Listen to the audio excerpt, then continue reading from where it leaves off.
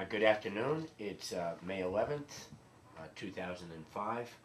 I'm Brother Warren Syriac, Chairman of the Social Studies Department at Chaminade High School. And this afternoon we'll be interviewing Mr. Edward Solosky, who was a member of the 101st Airborne Division, Parachute Division. And with me, helping out with the interview, would be Robert Gaza and Peter Cavallero. And so over the next hour, we hope to be able to bring out some of the more salient points of the career of Mr. Solosky. Thank you for coming this afternoon. It's my pleasure. And for some veterans, it's hard to talk about their experiences. Well, you forget what a few incidents that you run into, but I think I can remember most of the important issues that we run into. And at any point, if we ask a question that you feel is a little too sensitive and you'd rather not think about it, we'll just move on. Yeah, Right. I understand that. And maybe once in a while we'll interview a veteran who will say, well, I was involved in this operation, but I'm not allowed to talk about it even 50 years later. So if that happens, you just tell us. Okay, sure. Okay. I'm glad to. Now, we're back in World War II. Now, when were you drafted or did you volunteer? No, I was drafted. You were I drafted. could have been deferred. At the time, I was working for Grumman Aircraft, Corporation. But I felt that no, there's no sense because I will be called in sooner or later. So I decided to go in. Now, what year was that? 1943. 1943. Okay. So, and of course, the war ends by 1945. So you're going to. How long is your training going to be? How long do you have to train before they send you over?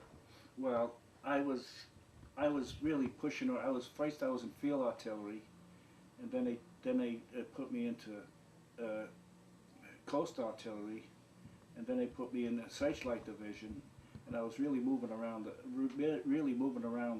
country. I was in Georgia, I was in Florida, I was in Michigan, and we were going all over. And finally, after I was in about a year and a half, and finally I says, well, there was a reason. I says, I think I'll see if I can join the paratroopers.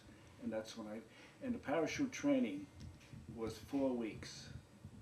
The first week was all calisthenics and physical training, and then there was the practicing jumping, and there was packing your own chute, and so that was a total of about 4 weeks.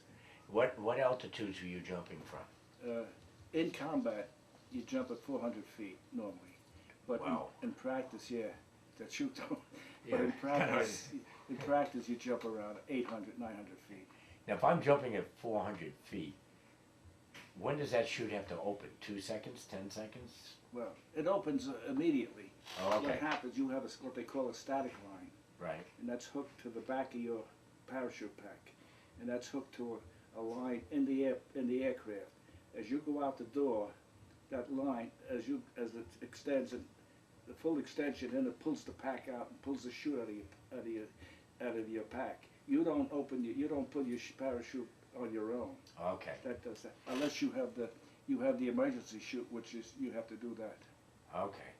So once you jump out and say, did you say Geronimo when you jumped out? No, what I said, God, Help.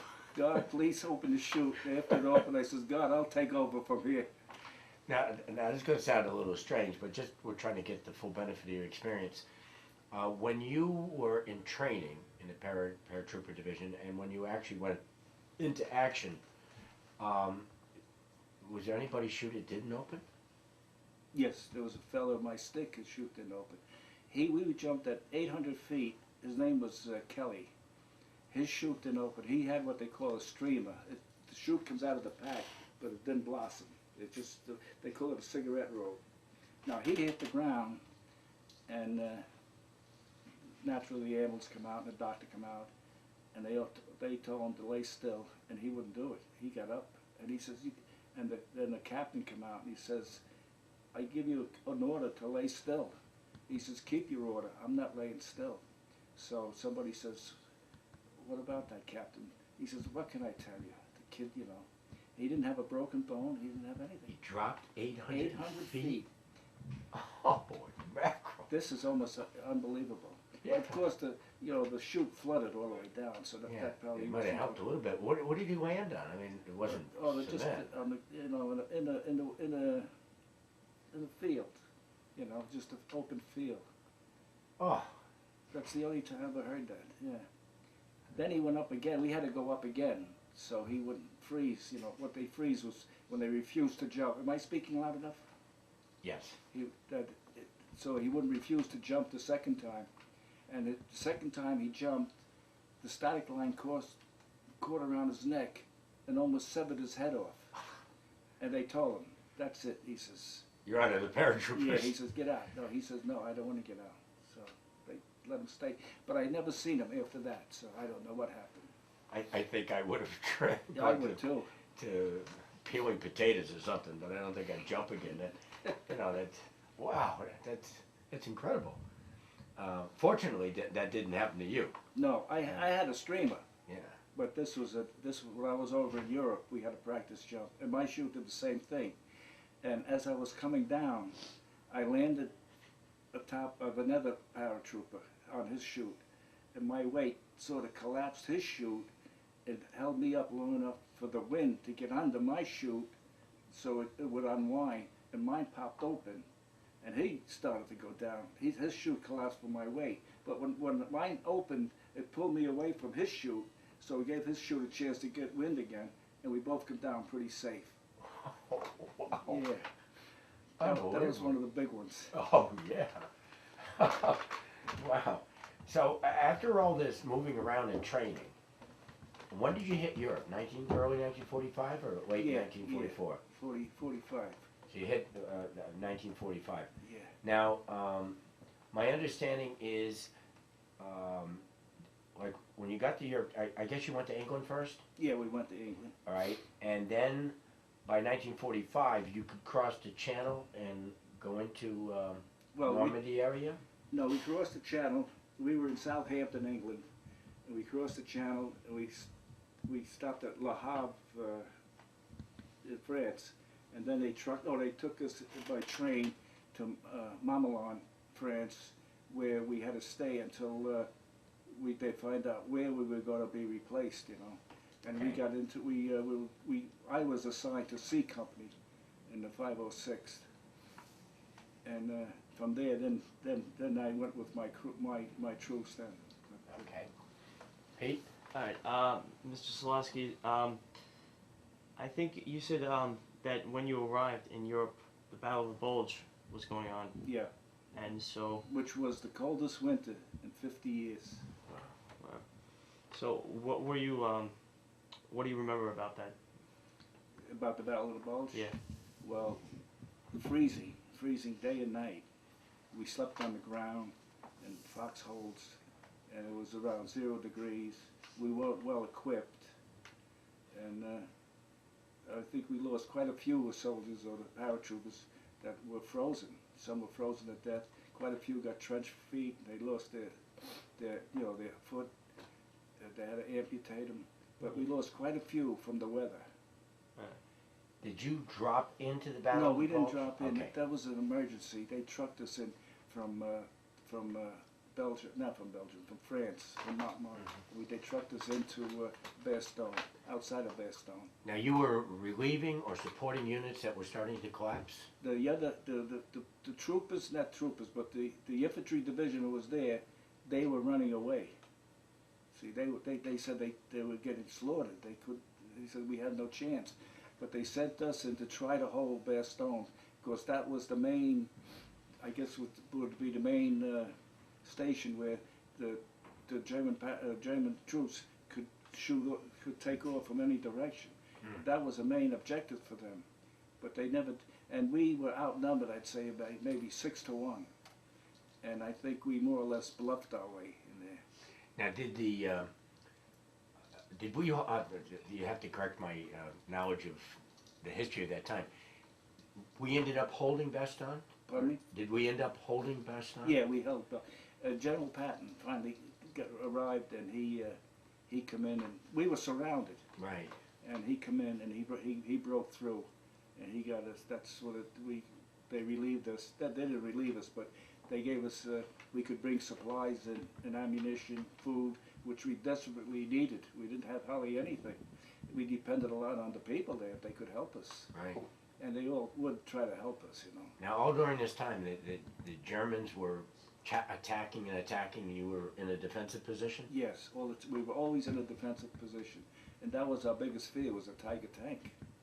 Because that was a high, they had some powerful, they had quite a few, they had a couple 88s and machine guns, and their firepower was beyond what we had. We had the Sherman tanks, which I'd say the Tiger tank was equal to about three Sherman tanks. We were really, there was no comparison. But they held off. Why, I don't know. I think they didn't realize how weak we were. But we held off, and then when Patton broke through, then we got supplies and we got reinforcements, and then we were pretty good at that. Then we were pretty good with the... Okay. Just 1 second here.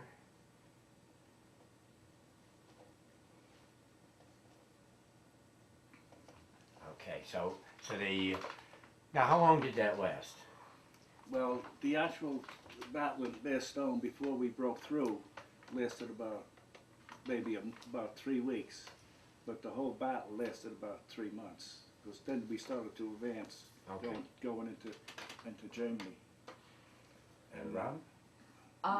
What were Patton's tanks? What was what? Patton's tanks? Yeah, Were they the same as the Sherman tank, or did you have they a had different Sherman tank? tank. Yeah, they had Sherman tanks, and I think they had another type tank, but I don't remember what it was. But they held it. But if they had outnumbered the Tiger tanks with their tanks, they had a fighting chance. But one-on-one, they would never stand a chance. Well, I was just wondering, and I understand, of course, what you're saying about the Tiger tank, but how can Patton do so well when he has an inferior tank? Well, like he said, he said that he could break through into Bear Stone, I think he said in 10 days or 8 days, and they all laughed at him. But he did it. He came in. I mean, I don't know how he did it, but he did it. He came up from where he was, Yeah. and he got up there in 8 days, and he was a smart general. So, So it's probably I mean, we could- maneuvering, or they found a hole in the line? or- the Tiger tank had to be careful too, because we had bazookas Right. that could knock them out of action too. So all we had to do was just hit the tracks, you know, the threads on the Tiger tank, knock them off the wheel, and they were finished. Did I don't know if you remember this, but how many tanks did Patton have? Oh, I have no idea what he had. Would you think 100 or less? No, or- I would say, no, I would think he had less than that. I think he had maybe 40 or 50 tanks. Okay. Yeah. So maybe he was able to concentrate his firepower and break through that Oh way. yeah, they really, you know, I don't know how they do it, but how they did it, but they would outmaneuver the Tiger tank. The Sherman tank was faster, Okay. much faster. Okay.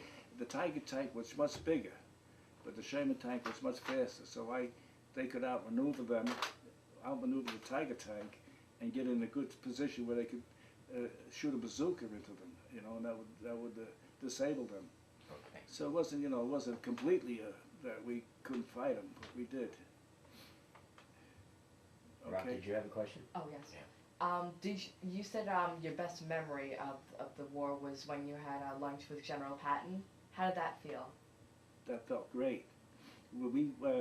We took 5,000 or 6,000 German prisoners from Munich up into, no, not from Frankfurt to Munich. And after we got into Munich, there was only 5 of us, and we didn't care if they prisoners wanted to escape or run away, because the war was over. And of course, they were trying to give up anyway at the end, and they kept coming up to us. They wanted to surrender. We told them, we have no time for you to take care of you. Just throw your rifles down and wait. Somebody will come up and take care of you. But we got into Munich, and we asked where we can find a USO to help us. So we went to a Red Cross billet, and we asked the woman, a Red Cross worker, if she could take care of us, give us bed and bedding and food and everything, and she'd come out very, this is a club only for officers. So he says, oh boy. So as we were walking away, Patton was sitting having lunch, and he saw us through the archway, we were in the hallway, and he was wondering, what is the 101st doing in Munich? So he called us in. Now there was only 4 of us, and we told him what we were doing, and they said, this is only for officers. So they said we have to find someplace else to go. So he says, no, wait a minute. So he asked his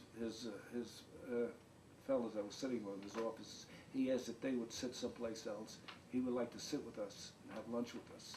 So we had lunch with Patton, and then he called the head hostess, and he says, you take care of these men. You make sure they get fed, they get hot showers, get new clothes, and get a good night's sleep. So that's what happened. So so we got a good night's sleep. They took care of us. See.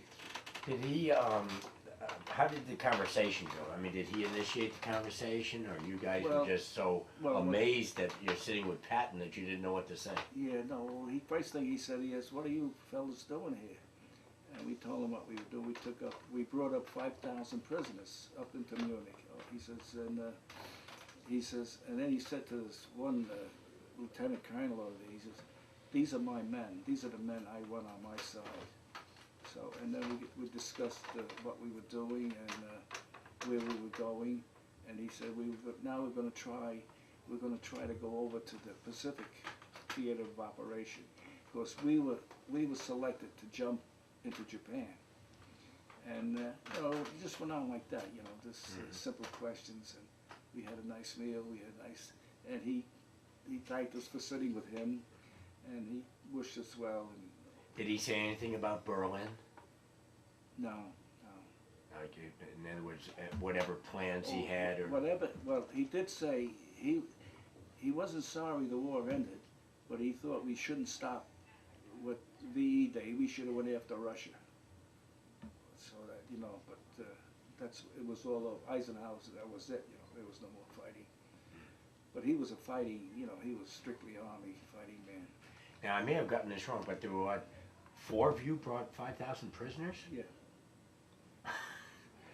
We had a caboose. We sat in a caboose, but we didn't care if they wanted to run away. Fine, that was okay with us, because the war was almost over. They weren't going to do us. They weren't going to do us any harm. So, but most of them stayed with us all the way into Munich, and then we got a release for the prisoners, you know, and then we just left. You know, we were looking for this motel or this Red Cross billet so we can get cleaned up. Now, we didn't. When you got them up to Munich, was it simply a matter of they got a piece of paper and they left, or did you keep them in a camp? Are you talking about the prisoners? Yeah, I'm sorry, the prisoners. No, well, we went in. We went up to whoever was in charge up in Munich. They got us this. We signed a release. Right. So they took over. They took over. And then they put them into this big, huge compound, where, you know, but they put them in there. They weren't afraid of them, because, you know, they were as meek as lambs now. I mean, they had nothing, you know, so till they could discharge them, you know. And I think they finally, you know, got rid of them. I think that what they were looking for was all the high echelon of the German army. Right. But so after that, I don't know what they did, you know. All I know is, when I was by the compound, this fella come up to me, this pilot of a C-47, and he said to me, "Oh, you're with the 101st?" I said, "Yes." He says, I dropped you guys on the invasion. And he says, "What are you doing now?" I says, "Nothing." He says, "You want to take a flight with me?" So we went up in a C-47. He got us off the ground. We were up there about 5 minutes. He says, "Here, you take over." He had me flying in the Alps. And we're going in between mountains, and he says, "Dip it this way, dip it that way." And I don't know what I'm doing. But he let me, for about 20 minutes I was flying it. And then on the way back, we were about 5 or 10 minutes away from Munich to come in for a landing. He says, "I'll take over now." Okay. But that was a thrill I had then, too. Wow, excellent. Pete? Yeah, I understand you had a one-on-one conversation with General Eisenhower. Yeah, one-on-one. What do you Well, mean? the IG Farben building was their headquarters. And I had to, and if we were guarding the building, like security, you know, and I don't care who came in, Patton, Bradley, anybody, we had to challenge them. They had to show ID. The only person that didn't have to show ID was Eisenhower. And he came in one morning, and he comes in, and he says, how you doing, son? I says, fine, General. So he says, he asked, he says, come on, would you like to have a cup of coffee? And I says, well, I can't leave my post. So he says, I'll have them bring, he said, we'll get 2 cups of coffee, we'll stay right here. So we just talked one-on-one for about 10 minutes. And I forget what we talked about, but nothing serious, you know. And, are you married? Do you have a family? And, you know, and that. Were you married at that time? No. Okay. And that was about it, you know. But it was a thrill to talk to him, you know, just to talk to Eisenhower. Now, where was this building? In Frankfurt. In Frankfurt. Frankfurt, Germany, yeah. Now, who do you think? Who did you have more? What were you more amazed by? Speaking with Patton or speaking with Eisenhower? I guess by both of them. Like who seemed more like friendly in person? Well, they both were, Patton was more of a fighter, you know. He seemed like a tough individual. And Eisenhower was soft-spoken and like a family man, you know, that he would be. But I think they both were very good leaders. Well, you know, a lot of historians have criticized Patton for his, what they would consider reckless tactics. A lot of people say Patton was too reckless. Yeah. He was very. He would never retreat.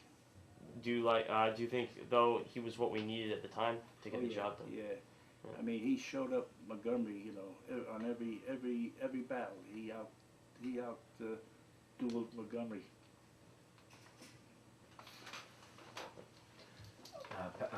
Robert? What devastation did you see in Germany? Was there anything else besides cities in ruin?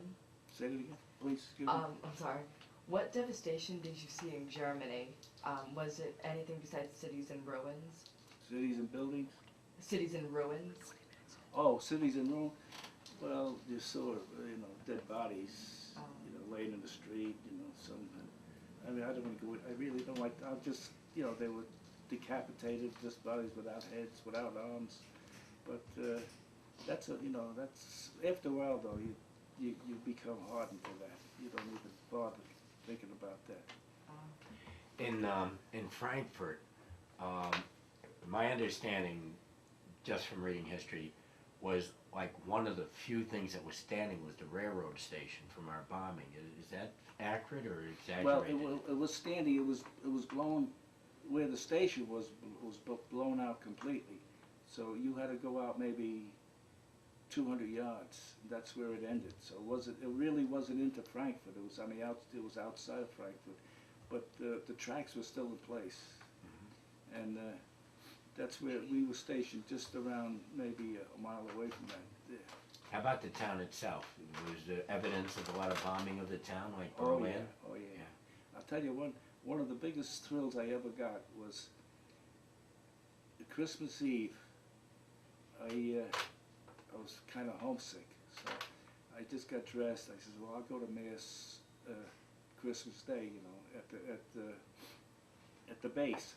And I was walking down the street, and I'm looking, and as I'm walking, it's all bombed out now. As I'm walking, I see a light at the end, and I'm saying, I wonder what's down there. And as I walked, but I don't see anybody. And as I'm walking, the light's getting brighter and brighter, and I get there, and it's a church. It was built something like St. Patrick's Cathedral. It had about 12 steps, and then a big landing, then another 12 steps, and then a church. So I got there, and I was looking at it, and I said there was a German there, and the little German I knew, I asked him, what religion is this church? He said, this is a Roman Catholic church. And he says, the midnight mass is just about to start. So I went there to midnight mass, and when I walked in, it was almost like the Pope walking in. Everybody turned their head to me because I was the only American soldier. And I heard mass, and I come out. And when I come out, I wished the priest, you know, Merry Christmas, And to me, that was one of the highlights of my being. You remember the name of the church? No, I don't.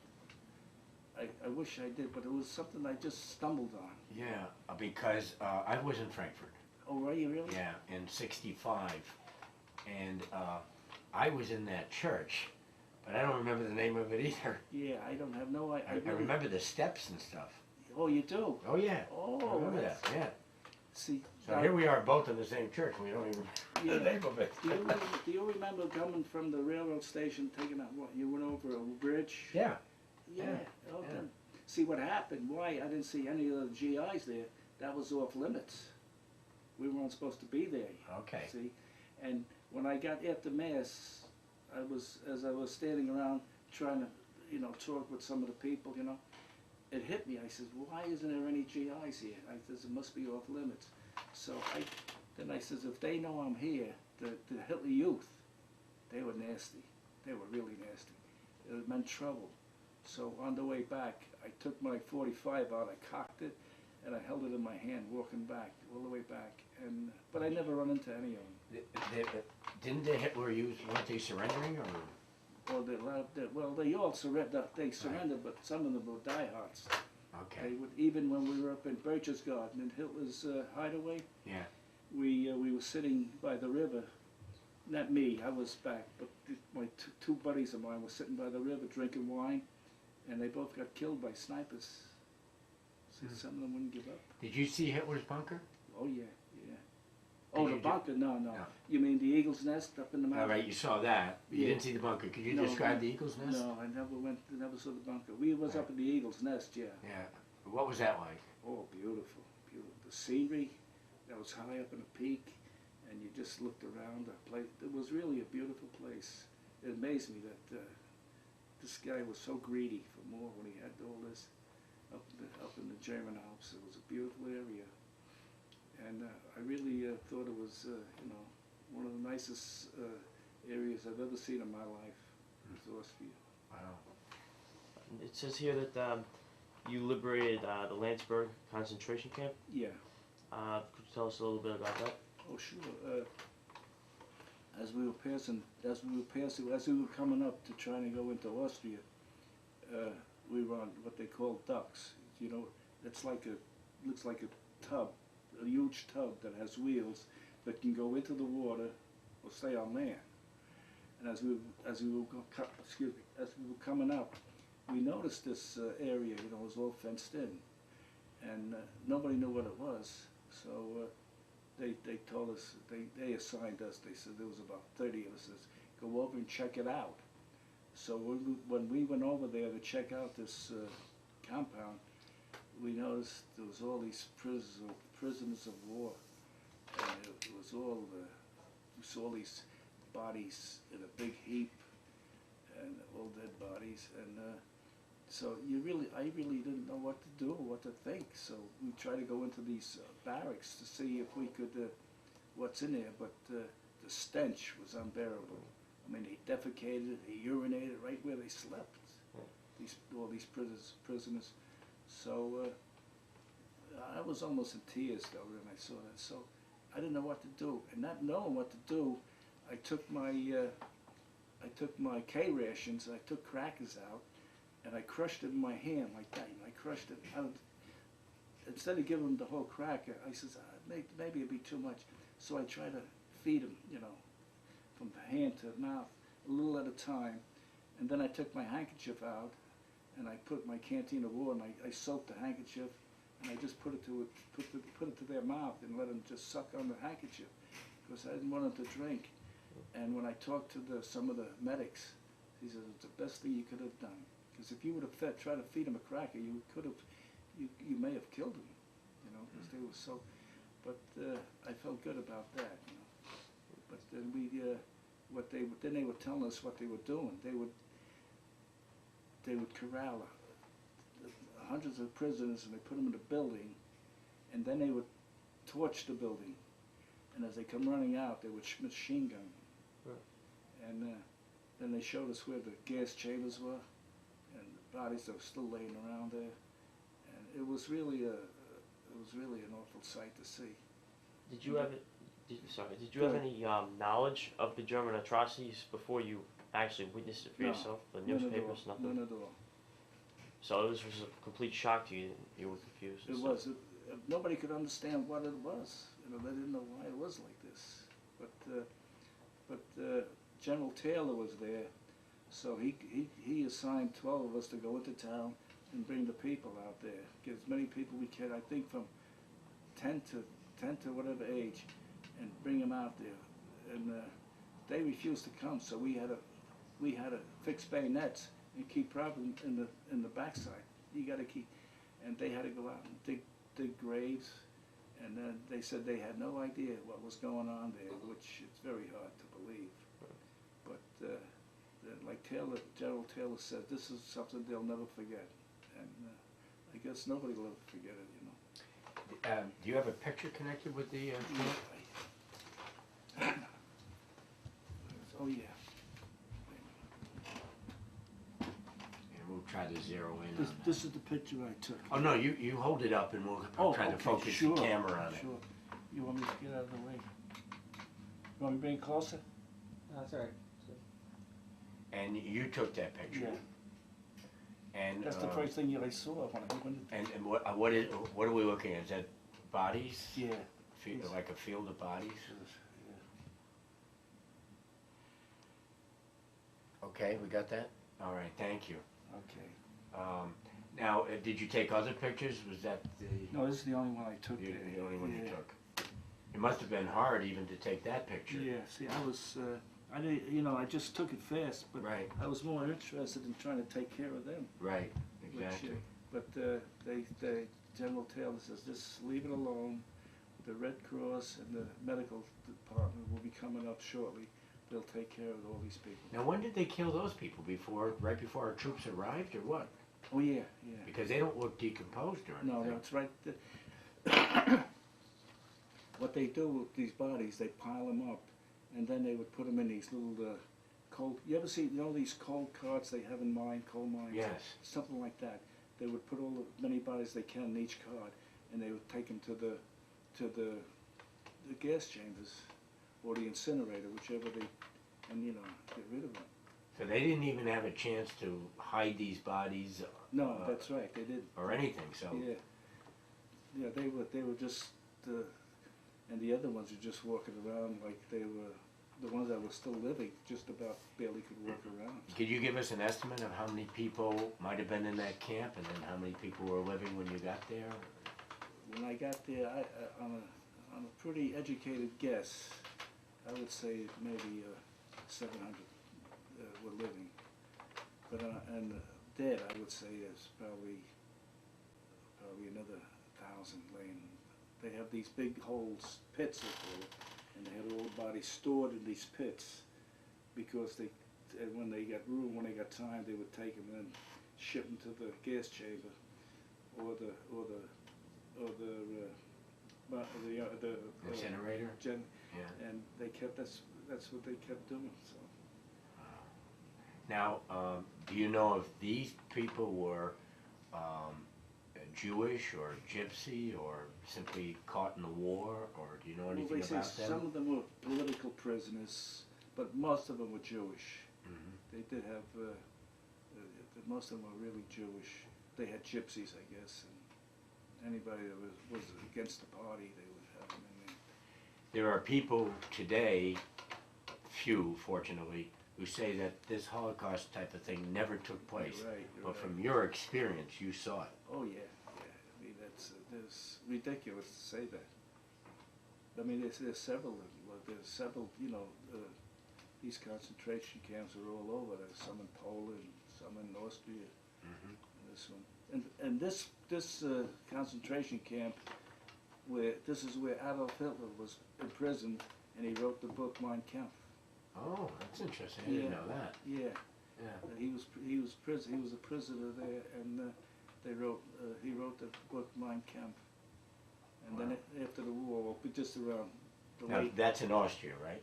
That No. camp? No, this is in Germany. Oh, okay, is it in southern Germany? Or? Yeah, Okay. it's about 25 miles outside of Munich. Okay, Yeah, okay. closer to going towards Austria. Yeah. Wow.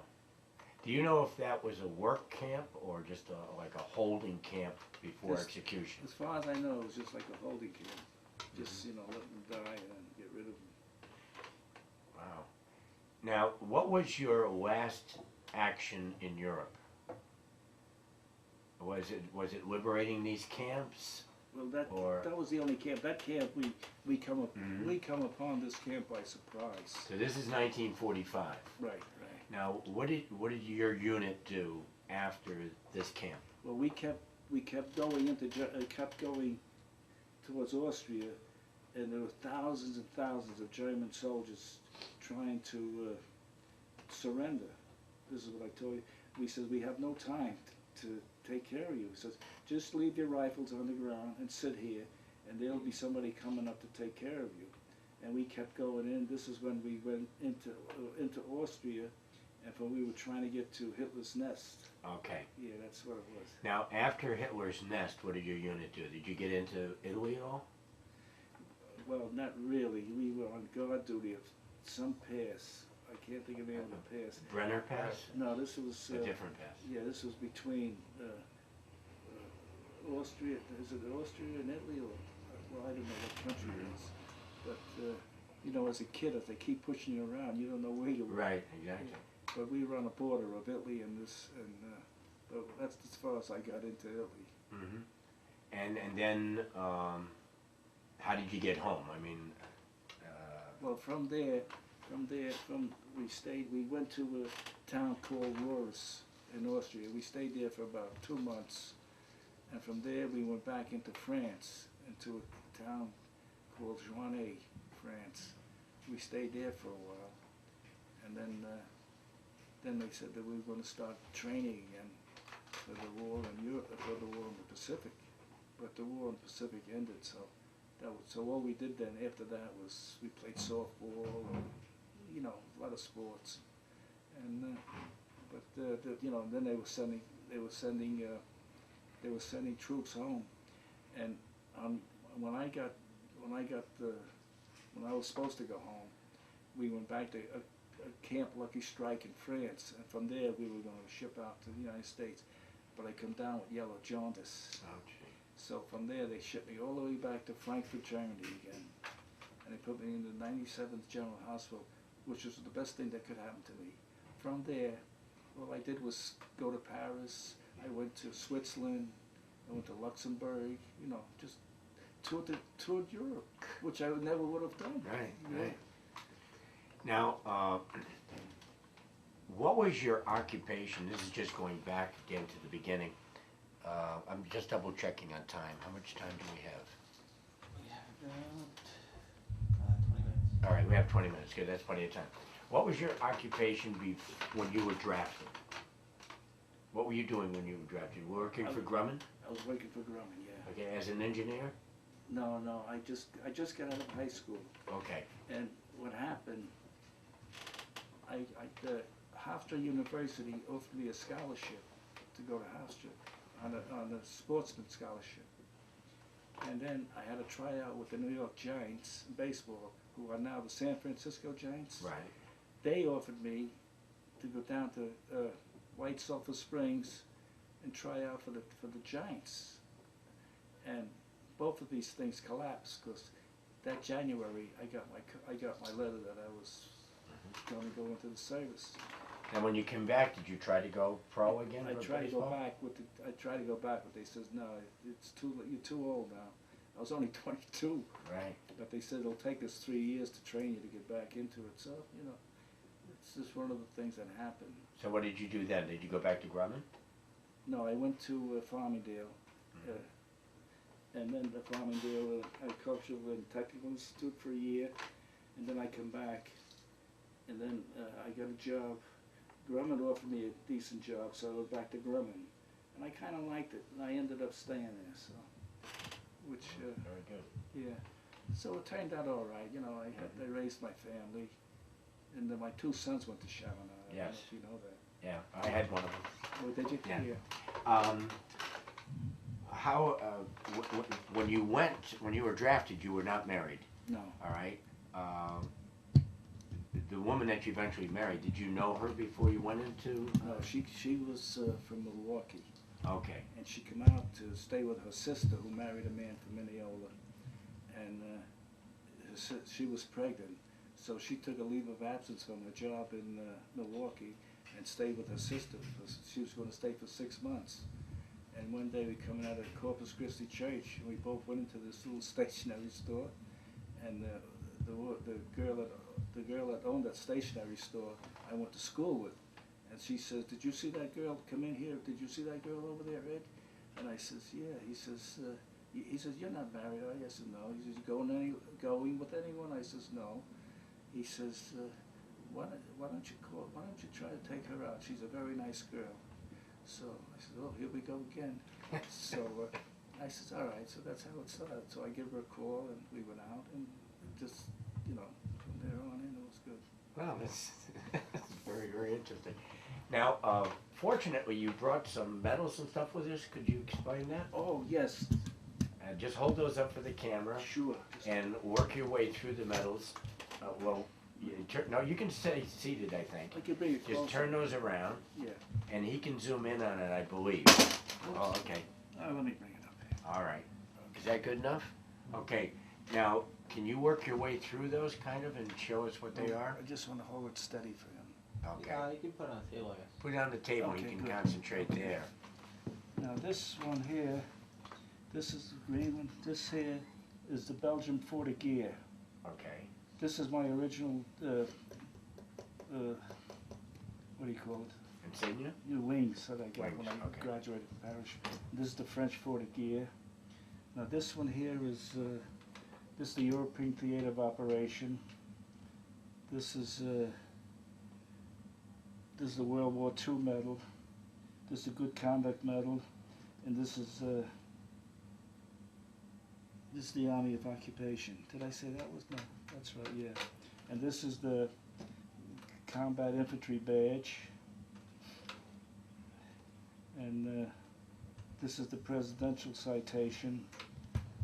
Now, how do you get the presidential citation? Well, this was for the Battle of the Bulge. Okay. That we took that, and the whole unit as a unit, they gave us the President Eisenhower, General Eisenhower gave us the. And this was a picture of me on my last jump. Well, that's quite an interesting. I get. They call that one the Screaming Eagles. Is that what they call that? Right, yeah. Yeah, I've seen that around. Yeah, this is this book here is the one with from the Screaming Eagles. Wow. Are you in that book? No, I don't think so. But I mean, some It of the just talks stories- about the unit and the some of stories and everything. Yeah, I was involved with. But you might not have. But you could have possibly been in a straight picture in that book. I don't know. I Yeah. looked, but I don't know. Okay. Wow, that's fascinating. And that's your dog tag over on the Yeah, left. this is my dog tag. On the dog tag, it gives it on here. Gives you your blood type Mm-hmm. and what religion. So my blood. So you'll see an A and a C on it. My blood type was A, and I'm a Catholic. Now, the Robert. Doesn't it on the dog tag? My brother has one, and does it also put your social security number Oh on? no. You probably didn't have a social security number back then, right? Did you? Because Yeah, you they very did, careful yeah. They with did have that. one? I think they come out in 1936. Okay. Yeah. But we didn't have a social security. That was about all we had on there. Mm-hmm. Yeah. So probably like today, the soldiers probably have their social security numbers there. I'm not positive, but it's more than likely. What's that? On the dog tag today, Oh, I don't know. yeah, See, I would think they wouldn't do that because anybody could pick it up. anybody could Yeah. take it. That's- Anybody could That's take what it. I was thinking. But I mean, I don't know. Yeah. Okay.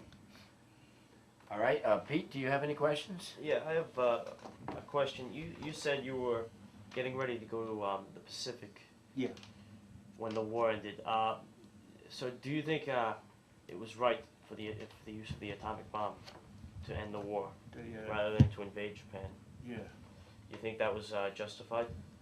definitely. Yeah. Definitely. Because I don't care what anybody says. It's not even an argument with me. You realize how many people soldiers we would have lost if we tried to invade Japan. And home islands. So, and again, also because they wouldn't surrender. So it would have been a hard fight. They would have fought to the end. Mhm. But after they dropped the atomic bomb, they had no chance. But people argue with me about that, and I says, I don't even want to argue about it. I says, what they did was justified. I mean, they started this thing. We didn't start this war. They attacked Pearl Harbor. Now, where were you when the attack of Pearl Harbor took place? Were you working at Grumman? No, that Sunday I was playing poker, and I was winning about $6. And that was a lot of money. A lot of money, yeah. In that days, yeah. You know, my allowance was 25 cents in those days, so $6 is a Right, lot. yeah. Yeah. Well, like getting back to when I had the Giants wanted me to go to White Sulphur Springs for a tryout. Mhm. They would pay all my expenses, and they would give me $18 a week. Can you imagine? Today, I think a baseball cost almost $18. Yeah. But they didn't have TV. They didn't have No, that right. money coming in. Yeah. So, well, that's pretty fascinating. One last question. Who would you say, from your experience over the couple of years that you were in, would have been your best officer? I think the one I liked was the one I had in the Airborne. I can't think of his name now. I had him, and it was a Colonel Sink, which I liked very much. A very fair man, very fair man. And the fella, my company commander, he got his commission on the battlefield. Do you have a question? Oh, no. No. Okay. He got his commission on the battlefield, so he was very good too. You know, I tell you too, brother, they had to be kind of good to us because if they try to get out, if they got mean, it was very easy to get rid of them with friendly fire, which I haven't seen it happen, but I know of it happening. Yeah. So you want to be on the good side of your troops. Plus, I mean, you're fighting with them, so why That's you right. don't want to? Yeah, no, they all were very good. I would say another thing, in the Airborne, everybody was practically the same age, 22, 23. Well, I was an exception. I was 20 years old, but it was between 20 and 27, you know. But in the regular army, they'd come from 20 to 38. You know, there's a big difference there. When you got out, were you able to use the GI Bill to further your education? Yeah, I went to the Farmingdale Technical Institute. And that's what helped finance it, was the GI Bill. Yeah. And how about when you got married and you're looking for a home, was there any type of financing No, because no. you were a veteran or anything? No, not that I know of. We tried, but you know, we couldn't find anything. We did it on our own. And too, in that day too, is when I bought my home, all I did was we had a handshake. That was it. I mean, which would be impossible today. Is that home in Mineola? Yeah, it's right over here, Wellington Road. Okay. Right there. And Chaminade was here then? Oh yeah. Oh, I remember Chaminade was just very small. Yeah, because I went to school over here. See, and I knew quite a few fellas from Chaminade because we used to scrimmage them in football and in basketball. They would come over to our gym. We would go over to their gym. And this across the street here was yeah, at the right, high school. Right, yeah. So looking out the window, we can see the high school that you went to. Yeah. Right. Yeah. Very good. And I remember that. In fact, who I was very friendly with was Fred Miller, who played for Chaminade. He won the first Tom Thorpe Award. And I knew him very well.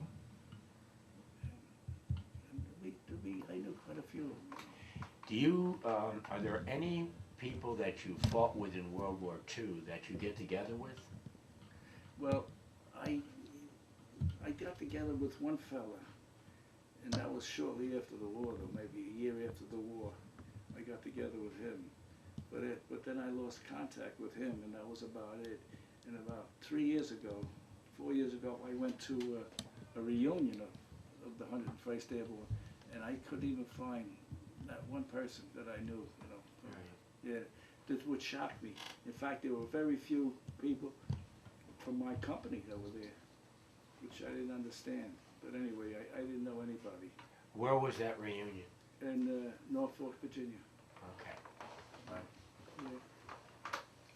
All right, fellas, do you have any final questions? No. All right, because I want to thank you because the amount of information that you gave to us today is a lot of it you can't find in textbooks, and That's right. that's the real benefit of interviewing veterans, Yep. because it's so important to get your reflections and the nuances. You know, what you felt, what you saw. You can't really pick that up from a textbook. And I'd say, you ever remember the series of Band of Brothers? Yes. Yeah. That to me is that's the first, well, not the first, but to me that's the actual combat movie. It's not a Hollywood series. It's almost all the truth is in that. That and Saving Private Ryan. I was just going to say, what did you think of Saving Private Ryan? That too was that was a very good picture too. So that was pretty realistic. Oh yeah. That was it's unbelievable what went on in these invasions. Wow. Okay, then, fellas, if you don't have any questions, I think we're going to let Mr. Solosky rest. And you just give us a notice when the camera is going off.